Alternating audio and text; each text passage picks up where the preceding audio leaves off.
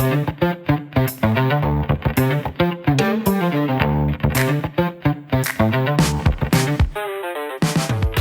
listening to The Abundance Agenda, a podcast about growth and progress. I'm James O'Malley. And I'm Martin Robbins.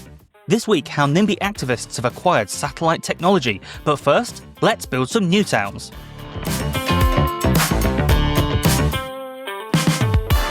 So Martin, it's been a very big week for things that are relevant to our interests.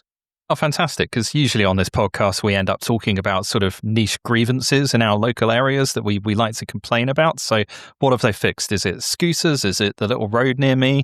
It's even bigger than that, Martin. So the government has finally figured out where it wants to build 12 new towns. As basically, Sir Michael Lyons went away, put together this report, and he's chosen the 12 locations where these new towns should be built. And the government have said, sounds like a good idea. So it sounds like it could actually happen. So new towns, we're talking about sort of new developments like Milton Keynes or the great metropolis of Stevenage or even Telford, right? Something like that. Yeah, I think hopefully a bit more glamorous this time around. So the plan is to basically build a new generation of these new towns to basically increase the housing supply. We can put loads of houses there. Each development, the government says, or the report says, should have at least 10,000 new homes. And bearing in mind, we've got to build 160,000 a year or something. That's quite a meaty chunk in one location to build homes. And I think just as importantly as this, the report has also set out a whole bunch of plans around how to build these new towns as well. And hopefully the key thing here is quickly, right? Yeah, hopefully that is the case. So the crucial thing here is the report endorses the use of development corporations as what they call the key delivery vehicle. So this sounds like a very boring thing, but it could be quite important. And I think this is a sort of a big innovation here. So, every week on our podcast, we talk about how someone's planning to build something, but then the local council are kicking off about it and don't want to build it, or the residents are standing up and want to get in the way and oppose it.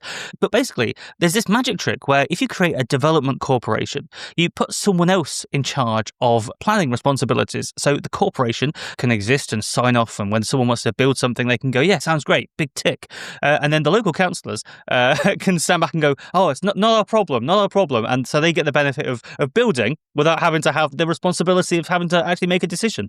Yeah, which is great, because if there's one thing we know about local councillors from a whole bunch of other stories we've covered, they really don't like being responsible for things, the poor little devils. Yeah, it makes me wonder why a lot of councillors actually want to get elected if they seem to not want to actually decide anything. But development corporations, though, I think are a really good idea. We've seen them over the years. They're not a new idea. The Olympic Park in Stratford, that was all built thanks to a development corporation taking control from the various London boroughs around there, and they drove through that development. Ebbsfleet, which is the big new town that's being built near me, this is like the one new town that's been built in the last 20 years. There's a development corporation there, making sure everything gets built. And yeah, so I imagine basically what the government are going to do now is they'll create 12 new development corporations for these new towns and say, right, get on it, get to it. So fantastic. I can almost hear the question from our listeners, though, James, which is really the most exciting piece of all of this. Where are the new towns going to be, and what are they called, and how many of them are going to be in Bedfordshire? Absolutely. My one regret of audio technology, Martin, is that it doesn't tend to include maps. But if anyone wants to join in and look at Google Maps as we talk about this, then please. We do have a good history of describing Google Maps to listeners, which is the kind of content that really helps the podcast grow, I think. So have at it, James. Okay, so there's a whole bunch of proposals. And the first weird thing is some of them aren't really new towns. They're basically more urban extensions. So what Sir Michael Lyons, again, the guy who was appointed to make these decisions, he's basically taken a bunch of places and said, well, let's just make them bigger. So this is like basically they've gone into the attic, they've knocked some windows in, and they're putting a couple of bedrooms up there, right? That sort of thing on a town scale. Yeah, it's basically roof extensions for entire towns. So a really good example of this, I think, is called Leeds South Bank. And I didn't realise this, but if you look at a satellite photo of Leeds train station, again, get your Google Maps open, and you go north of Leeds train station, and this is a major train station in Britain, and you get sort of a normal town centre. There's a town square, there's some flats, there's some shops, there's the Channel 4 headquarters right next to the Leeds train station, so all the executives from Channel 4 can zip up to Leeds for the day and have their meetings before getting straight back to London, not having to spend too much time in the north. But anyway, you go south of Leeds station and suddenly, really quickly, it just turns into sort of basically suburbia with sort of business parks with large surface car parks, out-of-town shopping centres. There's a big TK Maxx with like 1,000 parking spaces outside of it. And so, yeah, it seems like a really obvious place to develop and build and densify. If we can turn those car parks into new flats, it's a really great place to put new housing. Yeah, it's weirdly reminiscent of Maidenhead, which is the town I used to live in, and we talked about it about 25 episodes ago now. And it has a Crossrail station literally 20 minutes away from Paddington. And to the north of the station, there's 7-story tower blocks and a very dense urban core, shops and flats and a cinema and leisure centre, all that kind of stuff. And then the entire southwest area below the station is covered with this absolutely massive golf course, which has just kind of been blocking development of the town for years now. And the crazy thing about that is if you draw a sort of 5-mile radius circle around Maidenhead, there are pretty much 8 golf courses in the area. So quite why we need one right next to a Crossrail station, not entirely clear. It's weird. You never see anyone with their golf clubs on the train either. I don't know how. No. It's very bizarre. So this Leeds development, though, it's really interesting. So there's already a whole bunch of development going there. And one of the themes of this report is it's basically looking at where there are already development plans already. And I guess the idea is you supercharge it by putting the development corporation in, you give it the government back, and you call it the new town to try and actually get things built quicker. So in Leeds, for instance, there is still new stuff going up south of the train station at the moment. An interesting one is the Tetley Brewery, where Tetley beer used to be brewed, which I found out, thanks to Wikipedia earlier this week, is actually a completely separate company and separate history to Tetley Tea. The two companies, nothing to do with each other. Those same family, if you go back to great cousins or great grandparents or something like that. Anyway, I bet they hate each other. I bet there's an intense northern rivalry between the Tetleys.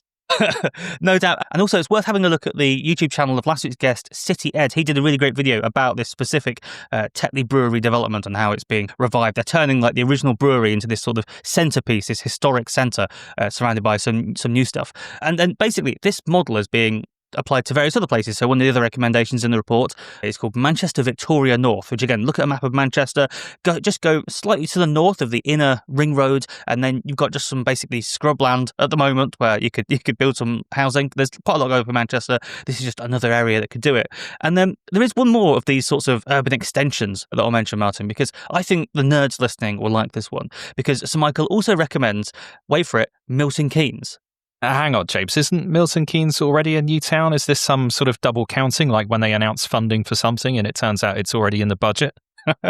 Yeah, if they're going back to the 1960 budget or whatever it was. So, but no, I think it sounds like basically a bit of a do-over because, with apologies to friend of the show, Chris Curtis, the MP for Milton Keynes, who we had on, I think, episode 2 of the show, if you want to dig back into the archives, and he was extolling the virtues of Milton Keynes. It's a lovely place, but one of the challenges it faces is, at the moment, is it's quite low density. So what Sir Michael Lyons recommends is basically densifying Milton Keynes centre.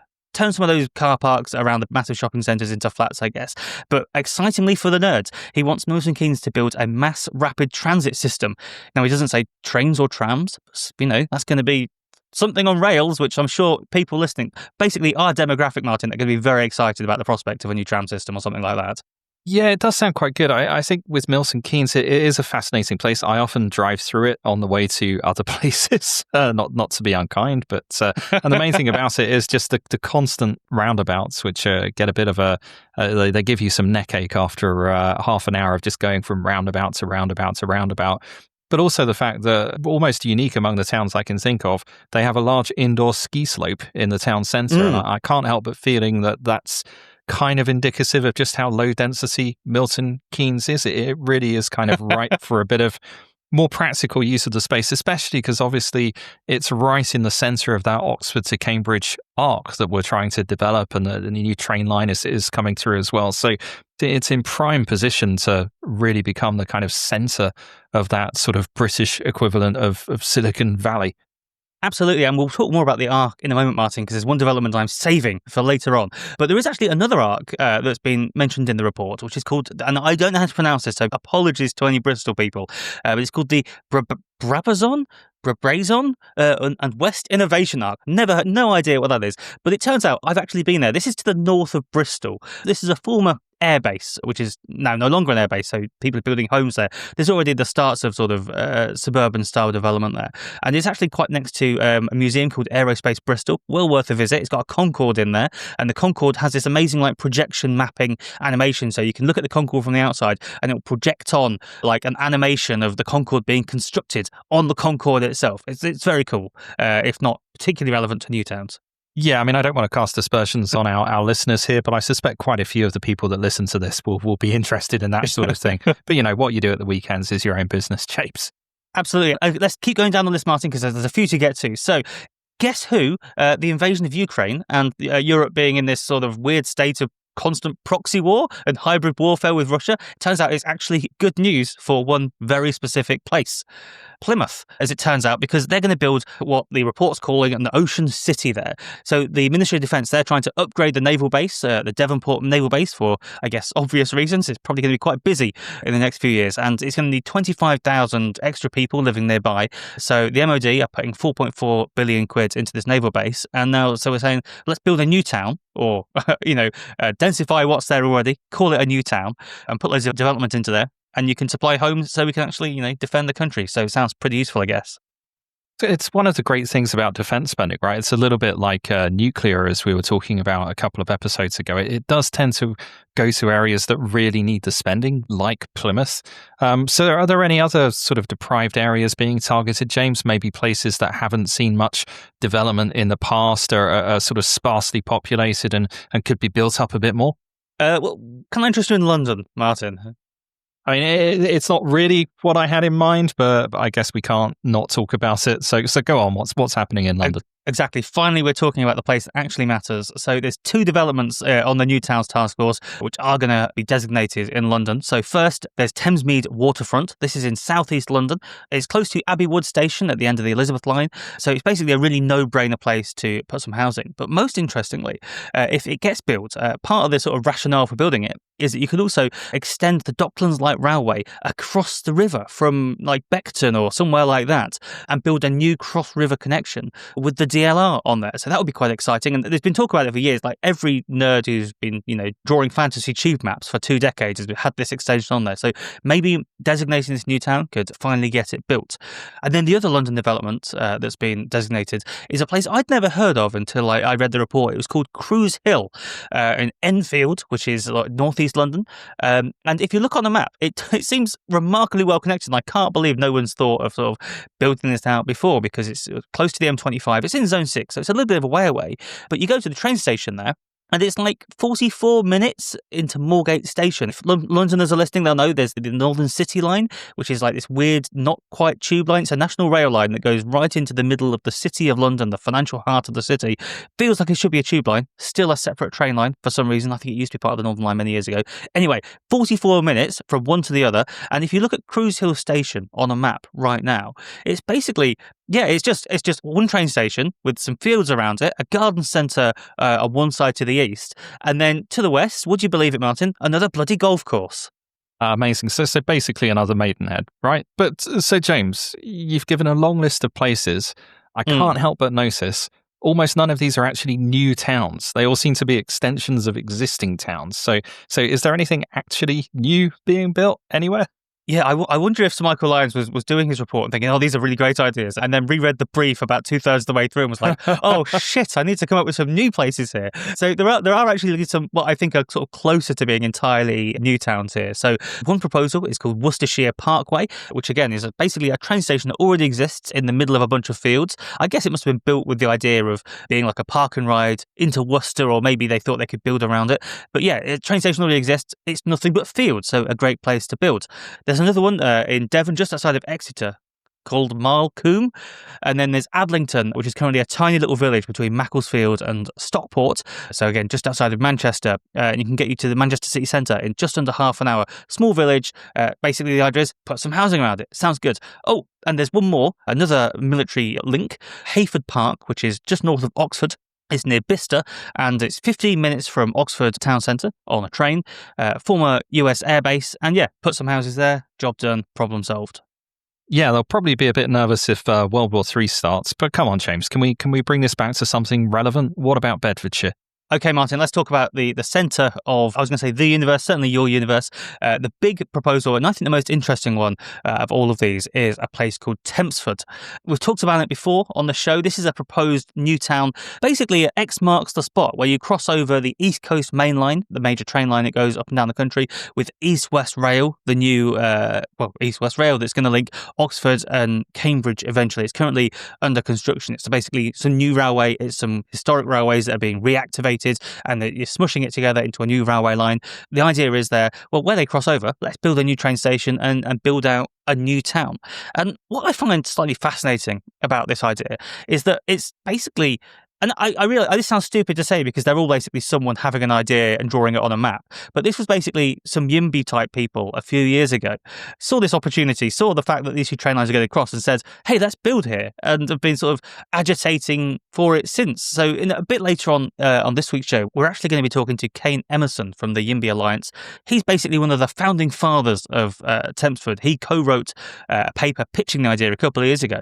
And now it appears that if this report is taken forward, which it all sounds like it is going to be, then it's actually going to happen. It's going to manifest. It's like people looked at a map, said, let's build this here.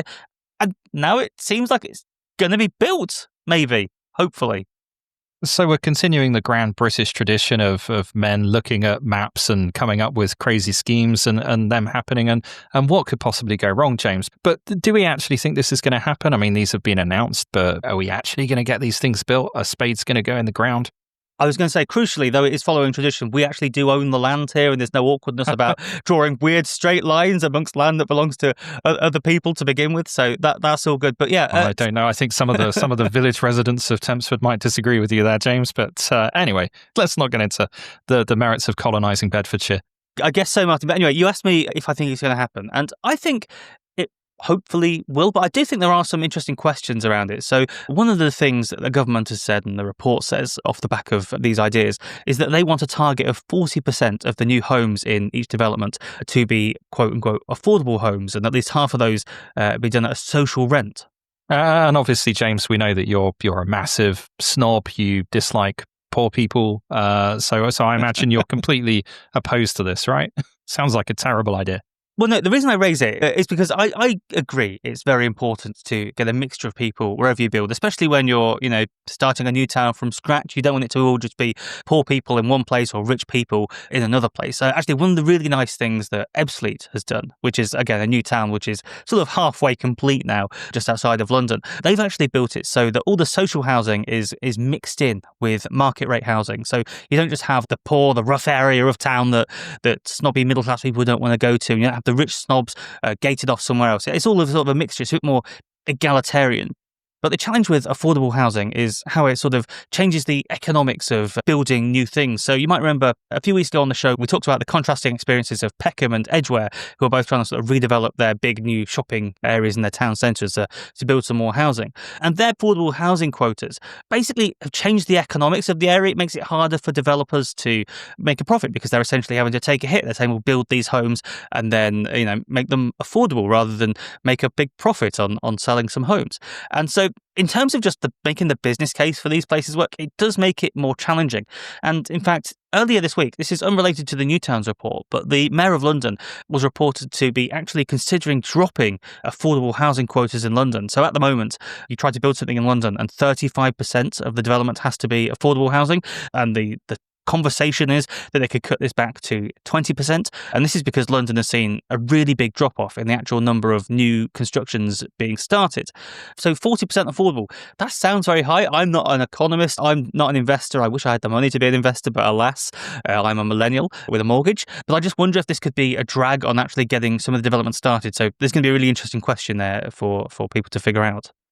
So it comes back to a bit to the problem of everythingism that we've talked about before. Like, it's obviously a great goal to create more affordable homes, but the best way to do that is just to build lots more houses. And if you put blockers in the way of achieving that, it has this kind of perverse effect where you're just keeping house prices high to begin with. And so none of the homes are going to be affordable anyway. And I think people forget that when we're talking about affordable housing, that is benchmarked against the market rate. So unless you can bring the market rate down, if it's £800,000 to buy a flat in central London, sure, you could have affordable flats that are 20% less, but they're still going to cost an absolute fortune. The only way you're going to bring that down is to get more housing built and bring the overall cost down. So if you're stopping that from happening, you're not really making housing any more affordable.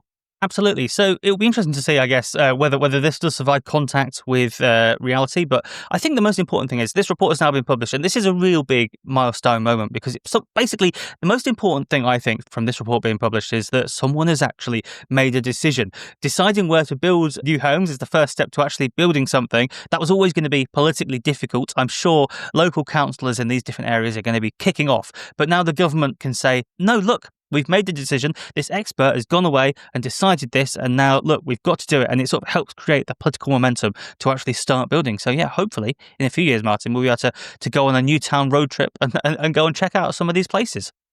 Yes, absolutely. And, some of our listeners will probably be wondering, how could I have a new town built near where I live? How can I get some more housing put in? And there is a way that they can achieve that.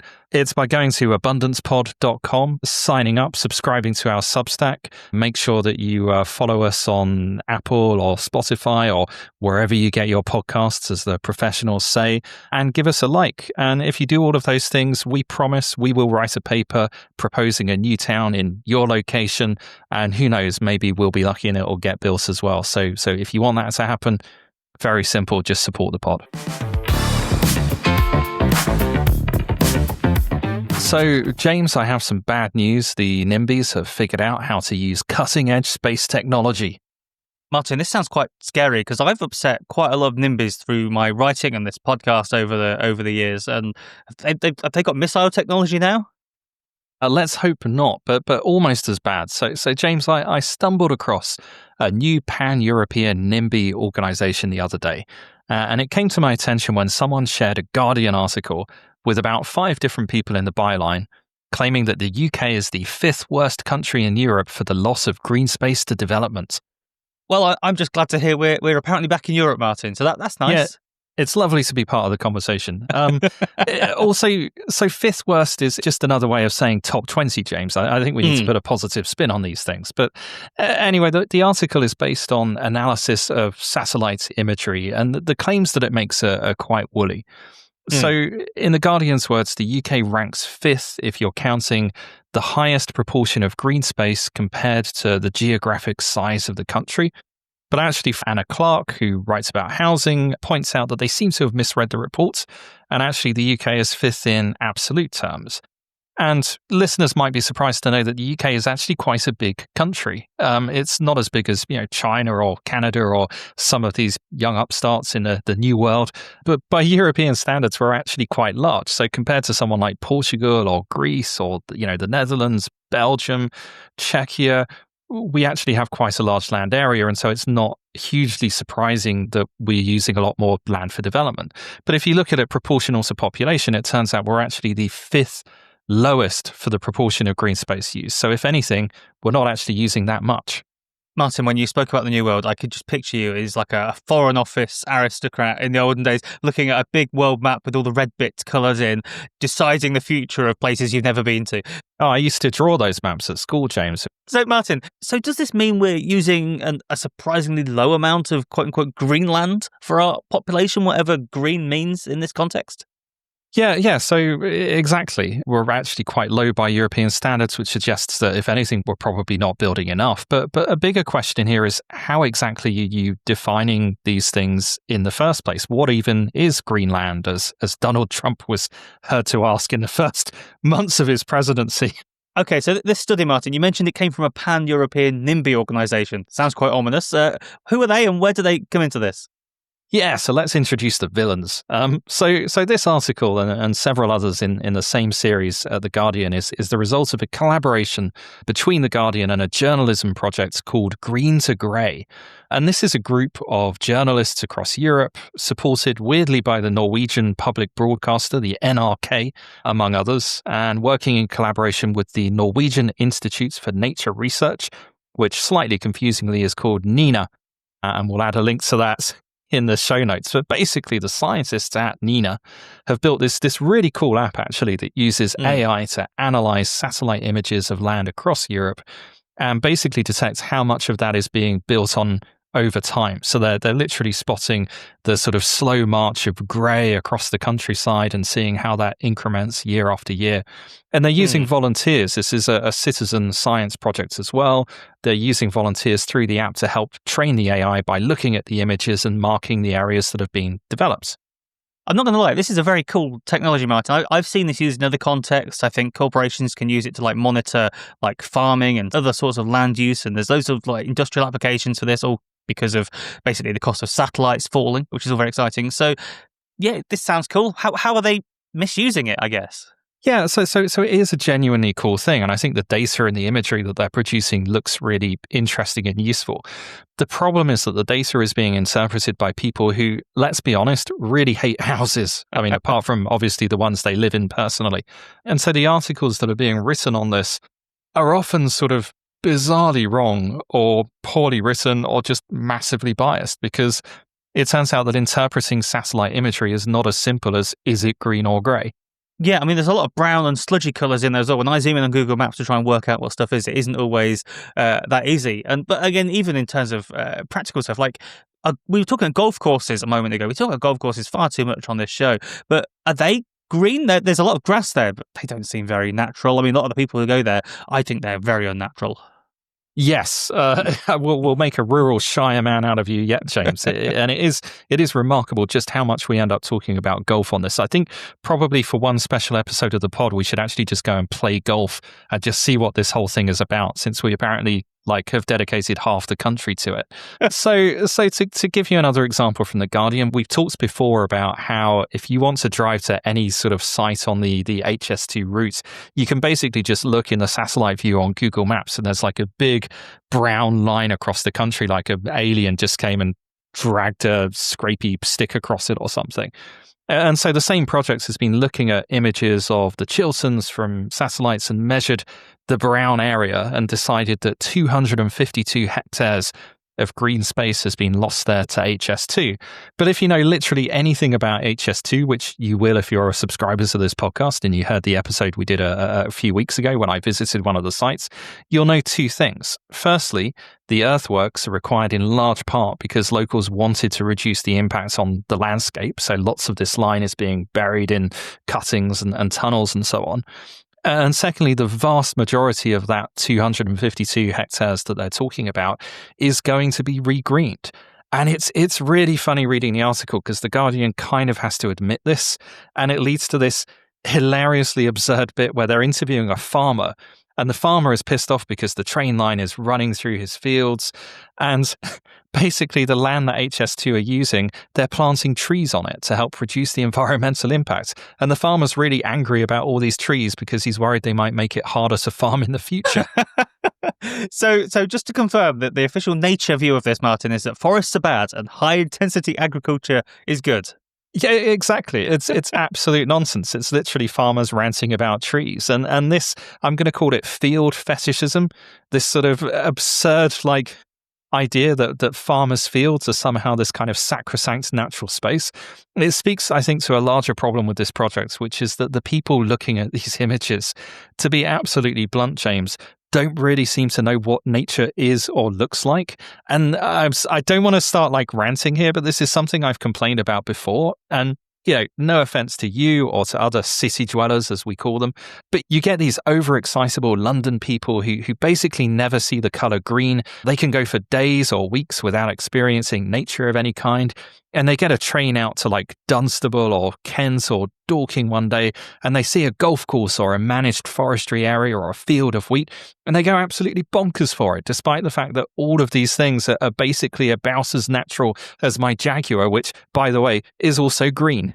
I was beginning to worry that you hadn't mentioned your Jaguar for a while, just to make sure we are completely relatable to the audience.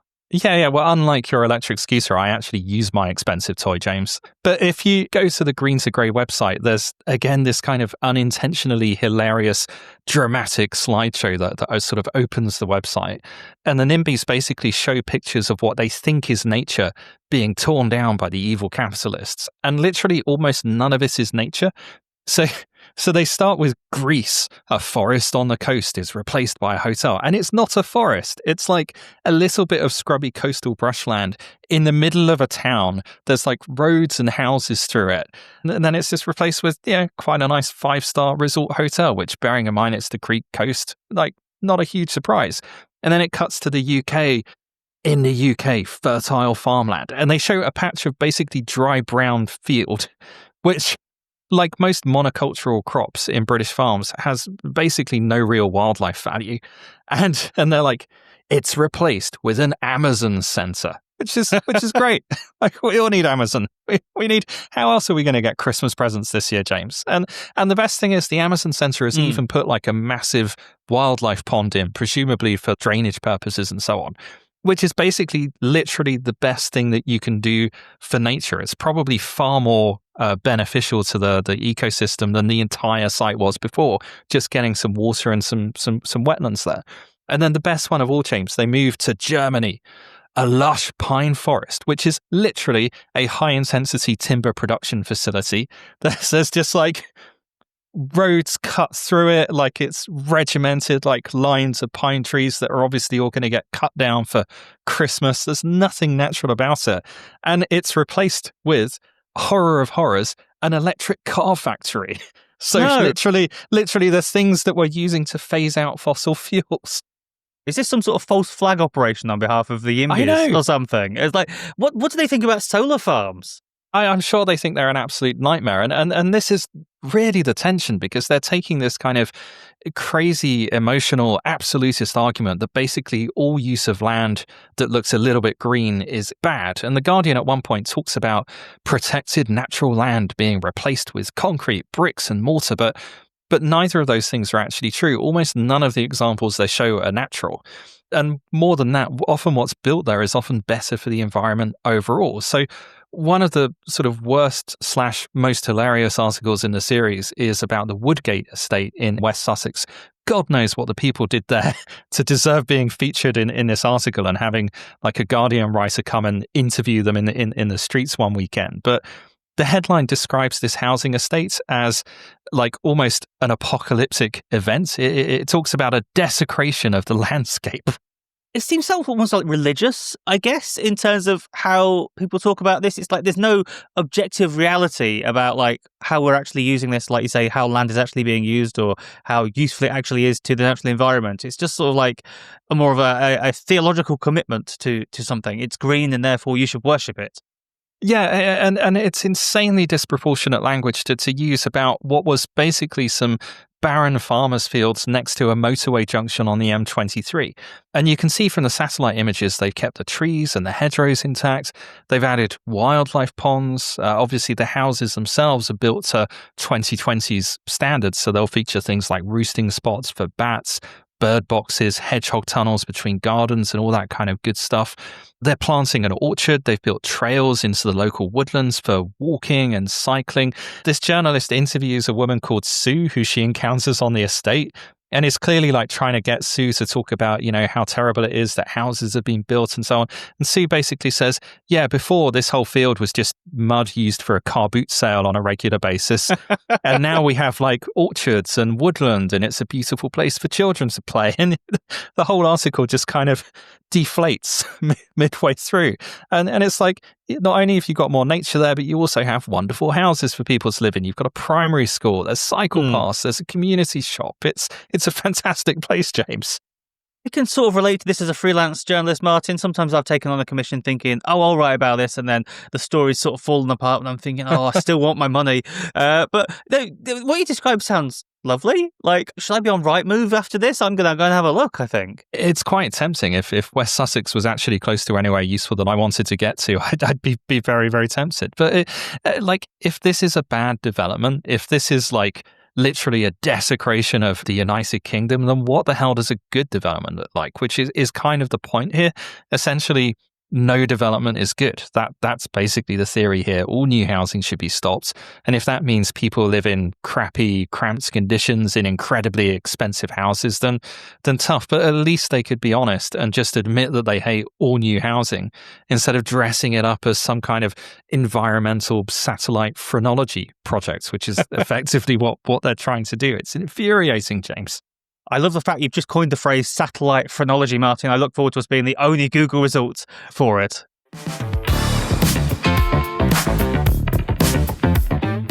So, Martin, before we get to this week's guest, let's do some quick housekeeping. So, if you're enjoying the Abundance Agenda this week, then make sure you're subscribed in the podcast app of your choice. Do check us out on YouTube. We're there now. And go to Apple Podcasts, give us 5 stars, write us a nice review, feed our egos. So, we keep putting the show together every week. So, James, you've got your Substack, which I'm sure everybody is subscribed to at this point. What have you been writing about in the last week? Yeah, in addition to doing this show, we both write our Substack. So this week, I actually wrote about the NIMBY Charter that we talked about on last week's show. And I basically just did the ranty written version of that because I've also been working on a couple of other things. They've not quite been published yet. I've got 2 things that are at 2/3 complete. They're both going to be bangers, though, as Gen Z would say. Oh, and I also did a really short update on something which I know, Martin, annoyed us both this week, which was Have I Got News For You, Britain's premier satirical news programme, literally sharing a weird internet conspiracy about you and Blair and digital ID.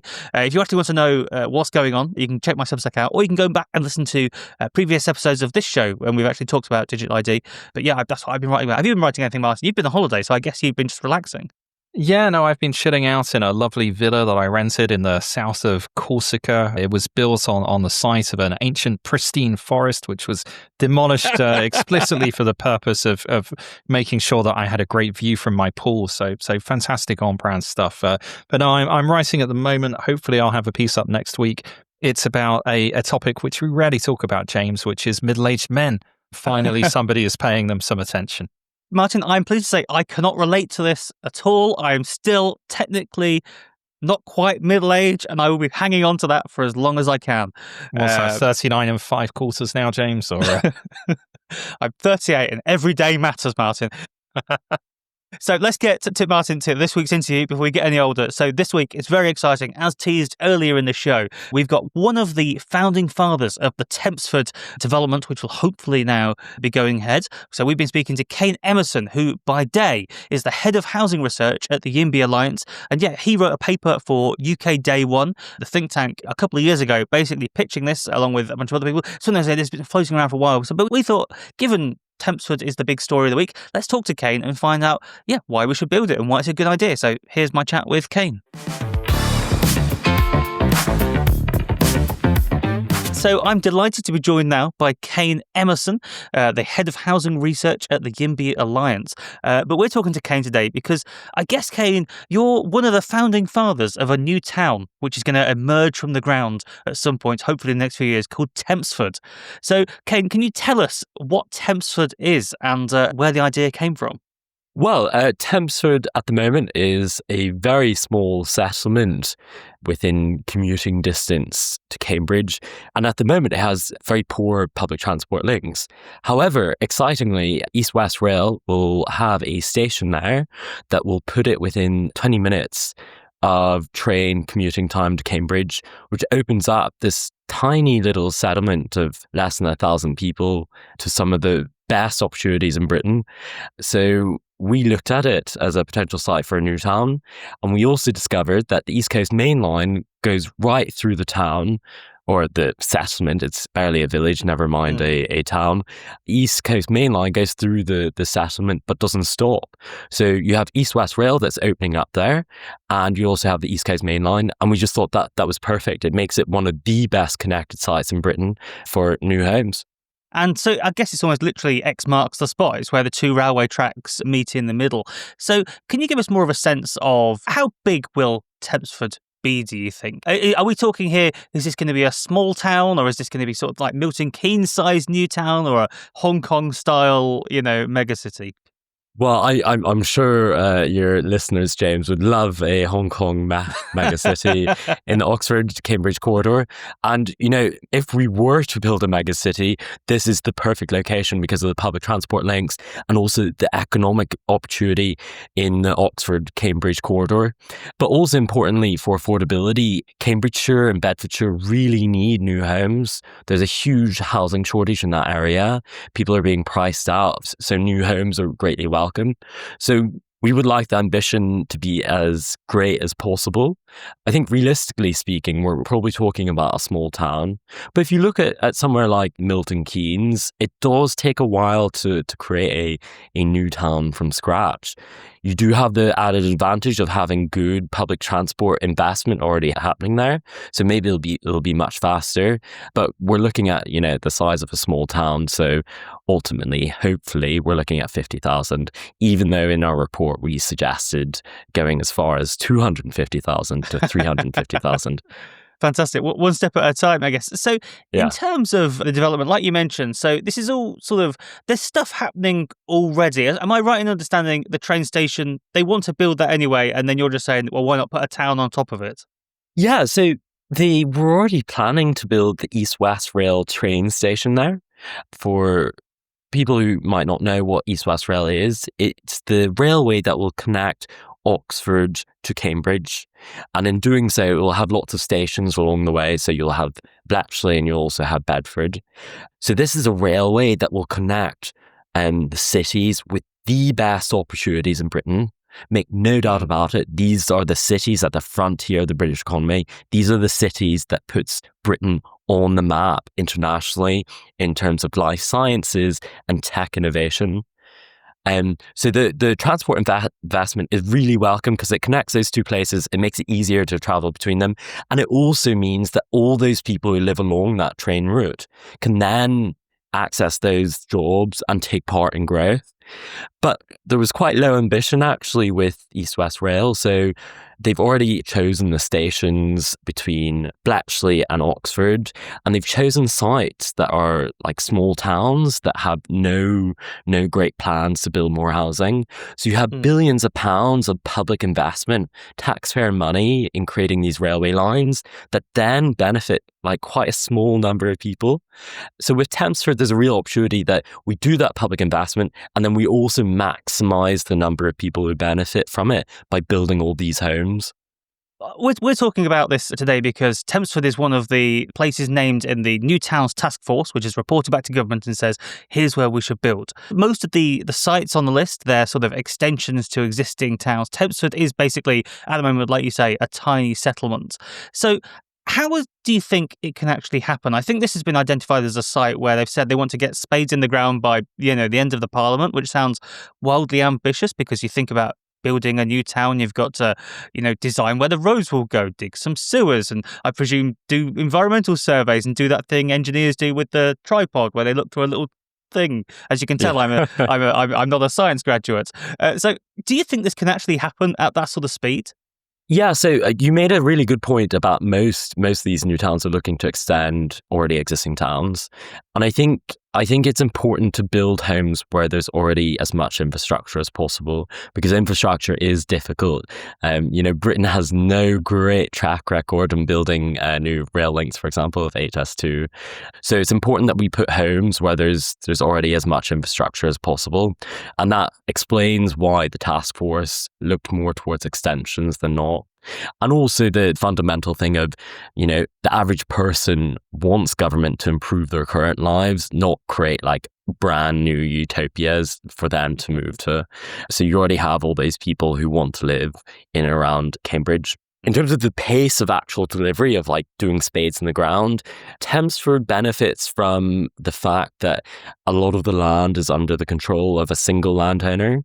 So there is a developer called Urban and Civic that have the rights to most of the land around Tempsford. So that makes it significantly easier to do this project because you have one controlling landowner. And so that's made it a lot easier. And I understand that they have already drawn up plans for the new town. And that means that we can move at pace from now. And the government only has to deal with one landowner. Fantastic. And how does it work from a sort of financial perspective? Is this sort of taxpayers' money that's needed to kickstart this, or does it make sort of commercial sense? Is it just a case of needing to sign a piece of paper that says we can build here and then commercial money floods in? So in a location like Tempsford, ideally you don't want any government money because it makes so much commercial sense for a private investor to invest in new homes because there's so much pent-up demand. And you see that with house prices in places like Cambridge and Oxford. So I'm unsure the multiple of house prices to income in Cambridge, but take Oxford, for example. So the average house in Oxford is 13 times the average annual salary. That shows a huge market dysfunction, that there's so few homes out there, but there's lots of demand. And that's where private investors are most willing to invest in. So in Oxford, it costs just over £2,000 per square metre to construct a house, but you can actually sell the house for over £8,000 per square metre. So there's a huge difference between the cost to build something and the price you can sell it for. So investors are very happy to build in situations like that. So the government doesn't need to invest wild amounts into new towns in those locations. I'm sure the Treasury will be pleased to hear that when they got the report. But in terms of building the town out, I suppose something a lot of people will be thinking of is the recent case of Northstowe, not so far away in Cambridgeshire, which was this sort of new town-ish type development that was built outside of Cambridge. And then famously, it was a load of houses, but they forgot to build any shops or services or amenities for the people living there. People felt a bit stranded once they moved in. What do you think the way is to avoid a situation like that with Tempsford, with developers piling in, building some houses, and then someone going, oh shit, we should have built a doctor's surgery or something like that? Stranded is a really good word for it, James. And that's why we were so keen on Tempsford, because it had those existing links. On making sure that it's a mixed community, I think having existing links is really important, transport links. You have the other example in Cambridge of Eddington. So you have Northstowe, which is a lot of homes built without very much infrastructure. And then you have Eddington, which is the much more successful example of a extension to Cambridge. And that was done by, it was like a university development firm. So a lot of that land was already owned by the university. So they had like a special civic responsibility to make sure it's a mixed community. But it's important for the government to be holding firms like Urban and Civic's feet to the fire to make sure that they have mixed communities. And I think that's a top priority for the housing minister. So that's Tempsford. It all sounds like a great idea. And, I presume you must be hoping for a boulevard to be named after you, a statue, some sort of civic centre as the Emerson Civic Centre or something, because, you were part of the origin of this town. But more broadly, like the New Towns Task Force has come back and reported. We've just talked about it on this week's show with Martin, and I've sort of gone through some of the main points. But what's your big take on the report? Was it about what you were expecting? And do you think they've identified the right places in your view? Yeah, so I have to say when the New Towns policy was first announced, I was slightly worried because you have failures of new towns, frankly, in the past where new homes were built without any existing infrastructure and without transport links. And I think it's important that new towns are an answer to a problem, that they're just not like a rallying call or a rhetoric point in a political agenda. I think they have to answer a problem. And the problem we have in Britain is where you have really good jobs and plentiful economic opportunities, you don't have very many homes. Homes are far and few between, and that means that everyone's competing for the same limited number of housing stock, which means that people get priced out. So when we wrote the Tempsford paper, so I co-authored it with Dr. Samuel Hughes, when we wrote that, the ambition was to move the discussion to start talking about new towns in places where they're solving that problem, where they're adding new homes to greatly constrained areas. I think the new towns that have been announced are in that direction. So I think that's incredibly positive. So the three that will be done in this parliament, one's in Leeds, one is Tempsford, and one is in London. London and Tempsford are particularly answering the issue of the housing shortage in those areas. Leeds is a bit more nuanced. Leeds seems to be more of a regeneration project, but it's also a project that is right next to a train station. So it means that workers can commute in and out of Leeds quite easily. What do you think is going to be the biggest challenge for the government in actually delivering these projects? Because, on our show every week, here's a new infrastructure project that's being planned. Oh, and it's being delayed and it's not going to happen until 2040 or something. So in terms of actually getting us to a point where I can, I was going to say drive, but no, take the train to one of these new places and then sit in a lovely cafe surrounded by all these new builds and new housing. What's the biggest challenge in getting to that point, do you think, now?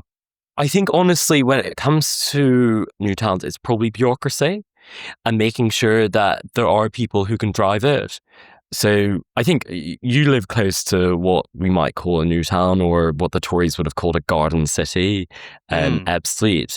And the issue that Ebbsfleet had is that you had a development corporation, which is a public body, and then you had all the land sitting with multiple private investors, and then you had outside arm's length bodies from the government basically banning them from building on half of the land.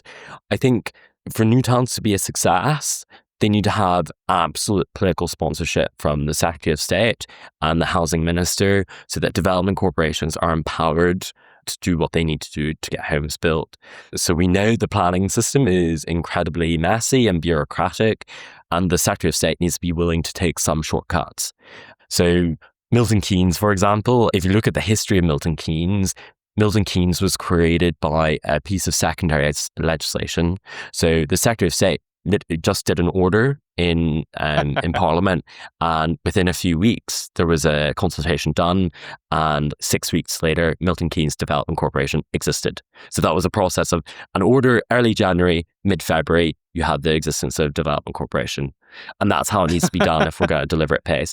And it is there is like the huge risk, right, that if we don't do this soon, and this current government doesn't win another general election, the next government may just scrap the idea entirely. So it needs to be done really quickly.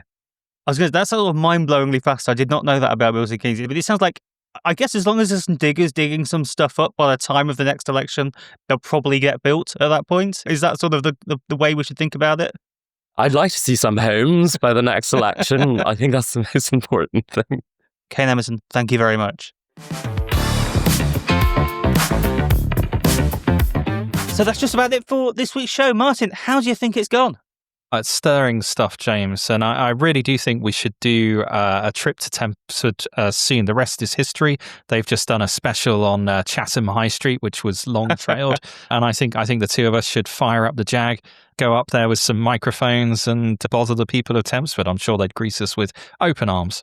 Yeah, we'll go to the local pub and definitely not explain what the podcast is about. In the meantime, do check out our Substacks. There are links on abundancepod.com. Do check out our archive of pods now. We've been doing this for 6 months, Martin. So we're basically an institution at this point. There's lots of good stuff in there. But for now, we'll see you next week. Thanks for listening. See you next week.